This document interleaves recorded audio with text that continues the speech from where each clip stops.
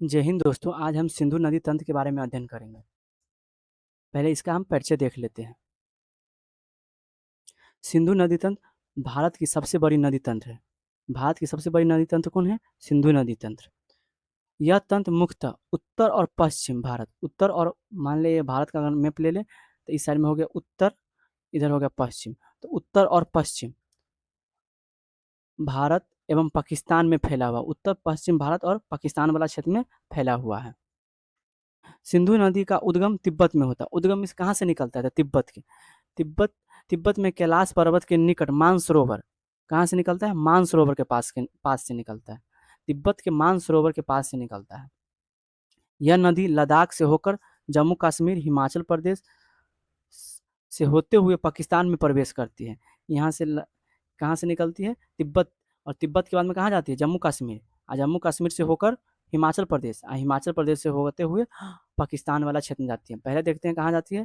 पहले लद्दाख, पहला हो गया लद्दाख हो गया, दूसरा हो गया जम्मू कश्मीर, जम्मू कश्मीर के बाद में तीसरा हो गया हिमाचल प्रदेश से होकर पाकिस्तान में जाती है। मतलब भारत में 3 राज्य से होकर तथा एक अंतर्राष्ट्रीय सीमा बनाती है जो पाकिस्तान है। जबकि दूसरा कहाँ है? चीन। तो अंतर्राष्ट्रीय सीमा कितने देशों के साथ बनाती है? 2 देशों के साथ बनाती है। कौन सी नदी?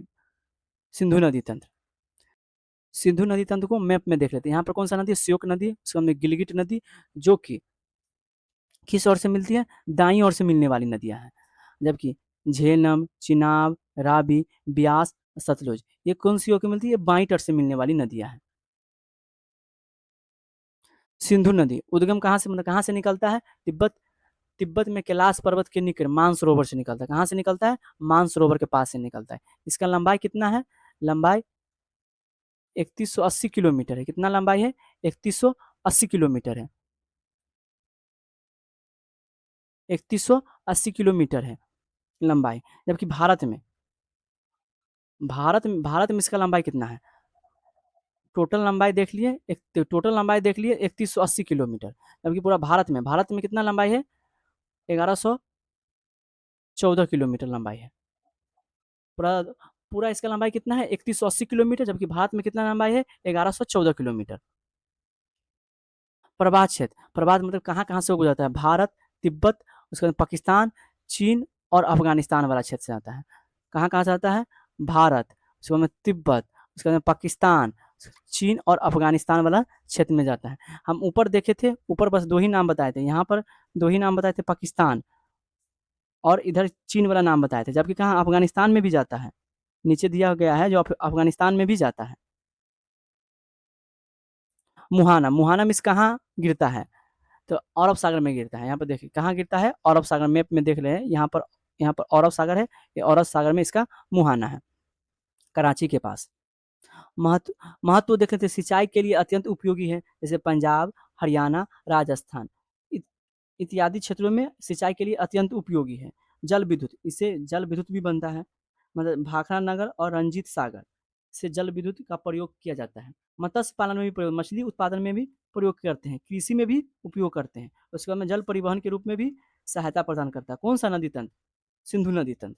पाकिस्तान की जीवन रेखा है। पाकिस्तान का जीवन रेखा इसलिए कहा जाता है क्योंकि सिंधु नदी का 80% जल कौन यूज करता है? पाकिस्तान यूज करता है। सिंधु नदी की सहायक नदियां बाईं ओर से मिलने वाली, हम देखे थे झेलम, चिनाब, रावी, ब्यास, सतलज। सिंधु नदी अगर ऐसे जा रही है तो बाईं ओर से कौन कौन नदी? झेलम, चिनाब, रावी, ब्यास और सतलज। यही 5 नदियां बाईं ओर से मिलती है। झेलम नदी कहाँ से निकलती है? बेरीनाग के पास में। चिनाब नदी कहाँ से निकलती है? चंद्रताल से। चौ से चिनाब और चौ से चंद्रताल। रावी नदी कहाँ से निकलती है? हिमाचल प्रदेश से। ब्यास नदी और ब्यास कुंड, नाम मिलता जुलता है, ब्यास और ब्यास कुंड यहाँ से निकलता है। सतलज नदी कहाँ से निकलता है? राक्षस ताल से निकलता है। सिंधु जल संधि, सिंधु जल संधि कब हुआ था? 1960 में हुआ था। किसके सहायता से हुआ था? विश्व बैंक की सहायता से हुआ था।